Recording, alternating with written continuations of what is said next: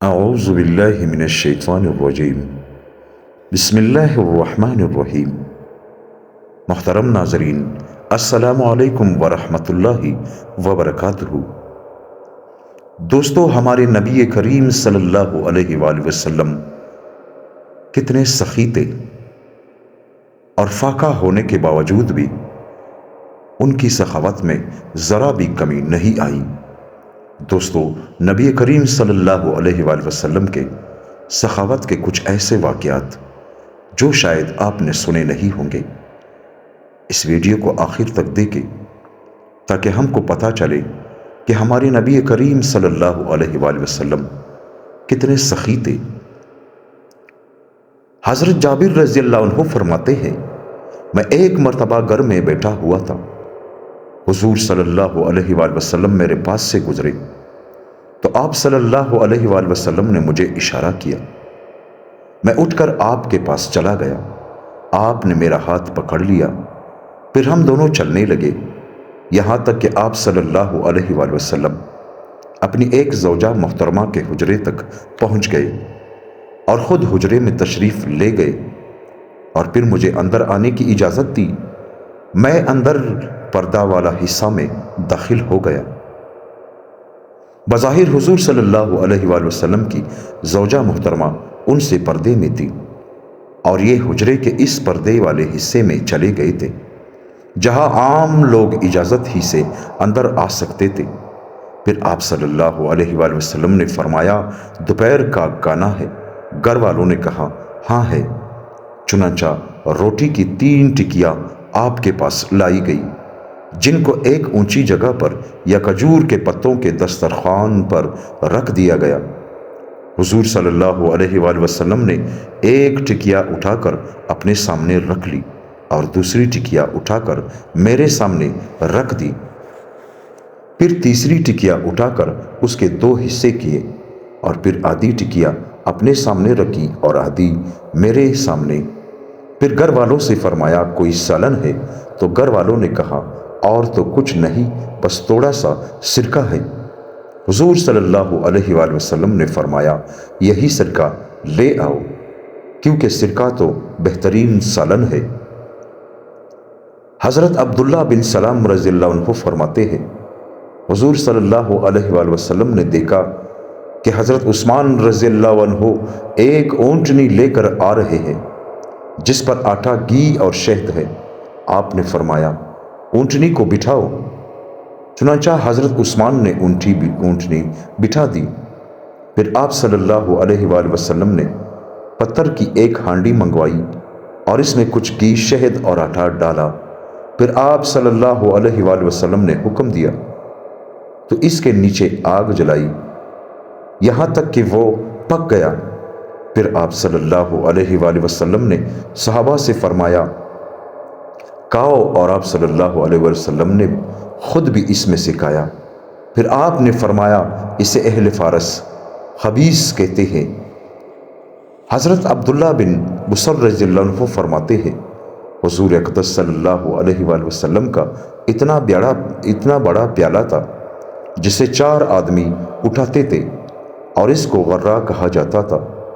جب چاشت کا وقت ہو جاتا اور صحابہ کرام چاشت کی نماز پڑھ لیتے تو وہ پیالہ لایا جاتا، اس میں سرید بنی ہوئی ہوتی، سب اس پر جمع ہو جاتے۔ جب لوگ زیادہ ہو جاتے تو حضور صلی اللہ علیہ وآلہ وسلم گھٹنوں کے بل بیٹھ جاتے۔ چنانچہ ایک مرتبہ آپ صلی اللہ علیہ وآلہ وسلم گھٹنوں کے بل بیٹھے تھے تو ایک دیہاتی نے کہا، یہ کیسا بیٹھنا ہے؟ حضور صلی اللہ علیہ وآلہ وسلم نے فرمایا، اللہ تعالیٰ نے مجھے متواضع، غلام اور سخی آدمی بنایا ہے، اور اس طرح بیٹھنا تواضع کی زیادہ قریب ہے، اور مجھے متکبر اور جان بوجھ کر حق سے ضد رکھنے والے نہیں بنایا۔ پھر آپ صلی اللہ علیہ وآلہ وسلم نے فرمایا، پیالے کے کناروں سے کھاؤ، درمیان کو چھوڑ دو، اس پر برکت نازل ہوتی ہے۔ حضرت عبد الرحمن بن ابی بکر رضی اللہ عنہما فرماتے ہیں، ہمارے ہاں کچھ مہمان آئے، میرے والد رات دیر تک حضور صلی اللہ علیہ وآلہ وسلم سے باتیں کرتے رہتے تھے۔ چنانچہ وہ حضور کی خدمت میں چلے گئے اور جاتے وقت کہہ گئے، اے عبد الرحمن، اپنے مہمانوں کو کھانا وغیرہ کھلا کر فارغ ہو جانا اور میرا انتظار نہ کرنا۔ جب شام ہو گئی تو ہم مہمانوں کے لیے کھانا لے آئے۔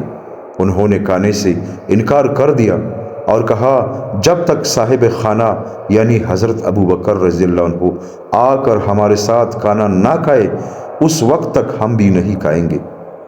میں نے کہا وہ بہت غصے والے آدمی ہے، اگر آپ لوگ نہیں کھائیں گے تو مجھے خطرہ ہے کہ وہ مجھ سے سخت ناراض ہوں گے۔ وہ لوگ پھر بھی نہ مانے۔ جب حضرت ابو بکر آئے تو سب سے پہلے انہوں نے مہمانوں کے بارے میں پوچھا کہ کیا آپ لوگ اپنے مہمانوں سے فارغ ہو چکے ہو؟ گھر والوں نے کہا، نہیں اللہ کی قسم، ہم تو ان سے ابھی فارغ نہیں ہوئے ہیں۔ حضرت ابو بکر نے کہا، کیا میں نے عبد الرحمن کو نہیں کہا تھا کہ مہمانوں سے فارغ ہو جانا؟ اس پر میں چپ گیا۔ انہوں نے کہا، اے عبد الرحمن، میں اور زیادہ چپ گیا۔ انہوں نے کہا، او خنثر یعنی اے بے وقوف، میں تمہیں قسم دے کر کہتا ہوں کہ اگر تم میری آواز سن رہے ہو تو ضرور میرے پاس آؤ۔ چنانچہ میں آ گیا اور میں نے کہا، میرا کوئی قصور نہیں، یہ آپ کے مہمان ہے، آپ ان سے پوچھ لیں۔ میں ان کے پاس کھانا لے کر گیا تھا لیکن انہوں نے انکار کر دیا کہ جب تک آپ نہیں آ جاتے وہ کھانا نہیں کھاتے۔ حضرت ابو بکر نے ان مہمانوں سے کہا، آپ لوگوں کو کیا ہوا؟ آپ ہماری مہمانی کیوں قبول کرتے؟ یعنی ہماری مہمانی قبول کیوں نہیں کرتے؟ اللہ کی قسم، آج رات میں کھانا ہی نہیں کھاؤں گا۔ غصے میں حضرت ابو بکر نے قسم کھا لی۔ اس پر مہمانوں نے کہا، اللہ کی قسم، جب تک آپ کھانا نہیں کھائیں گے ہم بھی کھانا نہیں کھائیں گے۔ مہمانوں نے بھی قسم کھا لی۔ حضرت ابو بکر نے کہا، آج رات جیسا شر تو میں نے کبھی نہیں دیکھا۔ آپ لوگوں کا بھلا ہو، آپ لوگوں کو کیا ہو گیا ہے کہ آپ لوگ ہماری مہمانی قبول نہیں کرتے؟ پھر جب غصہ ٹھنڈا ہوا تو حضرت ابو بکر نے کہا، پہلی قسم یعنی میری قسم تو شیطان کی طرف سے تھی، آؤ اپنی مہمانی کھاؤ۔ چنانچہ کھانا لایا گیا اور آپ نے بسم اللہ پڑھ کر کھانا شروع کیا تو مہمانوں نے بھی کھا لیا۔ جب صبح ہوئی تو حضرت ابو بکر حضور صلی اللہ علیہ وآلہ وسلم کی خدمت میں گئے اور عرض کیا، یا رسول اللہ، میرے مہمانوں کی قسم تو پوری ہو گئی لیکن میری قسم پوری نہ ہو سکی، اور رات کا سارا واقعہ حضور کو بتا دیا۔ حضور صلی اللہ علیہ وآلہ وسلم نے فرمایا، بلکہ تم ان سے زیادہ قسم پوری کرنے والے ہو اور ان سے زیادہ اچھے ہو۔ راوی کہتے ہیں، مجھ تک یہ بات نہیں پہنچی کہ حضرت ابو بکر نے قسم پوری نہ ہونے کا کفارہ دیا یا نہیں۔ حضرت ابو بکر نے کفارہ ضرور دیا ہوگا، کیونکہ اس صورت میں کفارہ بالاتفاق لازم آتا ہے۔ حضرت اسلم رحمۃ اللہ علیہ کہتے ہیں، میں نے حضرت عمر رضی اللہ عنہ سے کہا، سواری اور مال برادری کے اونٹوں میں ایک اندھی اونٹنی ہے۔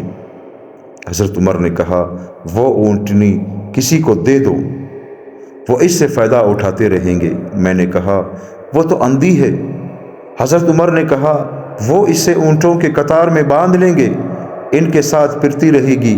میں نے کہا، وہ زمین سے گھاس وغیرہ کیسے کھائے گی؟ حضرت عمر نے پوچھا، وہ جزیہ کے جانوروں میں سے ہے یا صدقہ کے؟ یہ اس وجہ سے پوچھا کہ جزیہ کا جانور مالدار اور فقیر دونوں کھا سکتے ہیں اور صدقے کا جانور صرف فقیر ہی کھا سکتے ہیں۔ میں نے کہا، نہیں، وہ تو جزیہ کے جانوروں میں سے ہے۔ حضرت عمر نے کہا، اللہ کی قسم، آپ لوگوں نے تو اسے کھانے کا ارادہ کر رکھا ہے۔ میں نے کہا، میں ویسے نہیں کہہ رہا ہوں، بلکہ اس پر جزیے کے جانوروں کی نشانی لگی ہوئی ہے۔ اس پر حضرت عمر نے اسے ذبح کرنے کا حکم دیا، چنانچہ اسے ذبح کیا گیا۔ حضرت عمر کے پاس 9 چوڑے پیالے تھے۔ حضور صلی اللہ علیہ وآلہ وسلم کی ازواج مطہرات چونکہ 9 تھی، اس وجہ سے ان کی تعداد کے مطابق پیالے بھی 9 بنا رکھے تھے تاکہ ان سب کو چیز ہدیے میں بھیجی جا سکے۔ جب بھی حضرت عمر رضی اللہ عنہ کے پاس کوئی پھل یا کوئی اور پسندیدہ میوہ آتا تو اسے ان پیالوں میں ڈال کر حضور صلی اللہ علیہ وآلہ وسلم کی ازواج مطہرات کے پاس بھیج دیتے اور اپنی بیٹی حضرت حفصہ رضی اللہ عنہا کے پاس سب سے آخر میں بھیجتے تاکہ اگر کمی آئے تو حضرت حفصہ کے حصے میں آئے۔ چنانچہ حضرت عمر نے اس اونٹنی کا گوشت ان پیالوں میں ڈالا اور پھر حضور صلی اللہ علیہ وآلہ وسلم کی ازواج مطہرات کے پاس بھیج دیا اور اونٹنی کا جو گوشت بچ گیا اسے پکانے کا حکم دیا۔ جب وہ پک گیا تو حضرات مہاجرین و انصار کو بلا کر انہیں کھلا دیا۔ حضرت سلمہ بن اکوع رضی اللہ عنہ فرماتے ہیں حضرت طلحہ بن عبید اللہ رضی اللہ عنہ نے پہاڑ کے کنارے ایک کنواں خریدا اور اس کی خوشی میں لوگوں کو کھانا کھلایا تو حضور صلی اللہ علیہ وآلہ وسلم نے فرمایا، اے طلحہ تم بڑے فیاض اور بہت سخی آدمی ہو۔ حضرت ابو ہریرہ رضی اللہ عنہ فرماتے ہیں کہ حضرت جعفر بن ابی طالب رضی اللہ عنہ غریبوں اور مسکینوں کے حق میں سب سے اچھے آدمی تھے۔ وہ ہمیں اپنے گھر لے جاتے اور جو کچھ گھر میں ہوتا وہ ہمیں کھلاتے، یہاں تک کہ بعض دفعہ تو گھی کی خالی کپی ہمارے سامنے لے آتے جس میں کچھ بھی نہ ہوتا وہ اسے پاڑ دیتے اور جو کچھ اس میں ہوتا ہم سے چاٹ لیتے۔ دوستو، اللہ تعالی ہم سب کو ان باتوں پر عمل کرنے کی توفیق عطا فرمائے۔ اس واقعے سے دوستو ہمیں یہ سبق ملتا ہے کہ ہمارے نبی کریم صلی اللہ علیہ وآلہ وسلم اور ان کے صحابہ اتنے سخی تھے کہ خود تو بھوکے رہ جاتے لیکن اپنے دوستوں کو، اپنے مہمانوں کو، غریبوں کو ضرور وہ کھلاتے۔ دوستو، آج ہمارا یہ حال ہے کہ ہمارے پڑوس میں جو پڑوسی ہوتے ہیں، ہمارے گھروں میں تو 3-4 قسم کے کھانے ہوتے ہیں لیکن ان کے پاس کھانے کا ایک نوالا تک نہیں ہوتا اور ہمیں یہ خبر بھی نہیں ہوتا کہ آج رات کا کھانا ان کے پاس ہے یا نہیں۔ حالانکہ نبی کریم صلی اللہ علیہ وآلہ وسلم نے فرمایا کہ تم میں سب سے بہترین وہ ہے جو اپنے ہمسایہ کے ساتھ اچھا ہو، اپنے ہمسایہ کے ساتھ اچھا سلوک کرتا ہو، اور سخاوت کو اتنا پسند فرمایا ہے کہ اللہ تعالیٰ سخی آدمی کو پسند کرتا ہے، کیونکہ اللہ تعالیٰ سخی ہے۔ کنجوس کو اللہ پاک ناپسند کرتا ہے۔ دوستو، فرماتے ہیں کہ صبح کے وقت ہر صبح 2 فرشتے سورج نکلنے سے پہلے آتے ہیں اور کھڑے ہو جاتے ہیں۔ ایک فرشتہ دعا کرتا ہے، دوسرا اس پر آمین کرتا ہے، پھر اس کے بعد دوسرا فرشتہ دعا کرتا ہے اور دوسرا اس پر آمین کرتا ہے۔ ایک فرشتہ کہتا ہے کہ یا اللہ، جو سخی ہے، جو تیرے نام پہ دینے والے ہیں، ان کے رزق کو بڑھا دے، ان کی پریشانی کو کم کر دے۔ دوسرا فرشتہ کہتا ہے آمین آمین آمین، اور اس کے بعد دوسرے فرشتے کی دعا ہے کہ یا اللہ، جو بخیل ہے، جو تیرے نام پر خرچ نہیں کرتے، یا اللہ انہیں تنگ دست بنا دے، انہیں پریشان کر دے۔ دوسرا فرشتہ اس فرشتے کی دعا پر آمین کہتا ہے۔ تو میرے بھائیوں اور دوستو، آج ذرا اپنے ارد گرد دیکھیے کہ جو سخی ہوتے ہیں ان کے دل خوش ہے، جو بخیل ہوتے ہیں وہ پریشان ہے۔ حالانکہ ان کے پاس پیسے بھی پڑے ہوتے ہیں لیکن پھر بھی وہ مفلسی کی وجہ سے ڈر رہے ہیں کہ کہیں ایسا نہ ہو کہ بھوک کی وجہ سے مر جائے، کیونکہ وہ لوگ کنجوس ہیں۔ اللہ تعالیٰ نے ان کے دلوں میں ایک خوف ڈالا ہوا ہے۔ تو دوستو، ہمیشہ کوشش کریں کہ اللہ کے راستے میں کچھ خرچ کریں۔ جو اللہ کو دے گا، اللہ اس کا صلہ اس دنیا میں بھی دے گا اور آخرت میں بھی دے گا۔ دوستو، اللہ سے دعا کرتے ہیں کہ اللہ پاک مجھے اور آپ اور سارے مسلمانوں کو ہدایت فرمائے، آمین سم آمین۔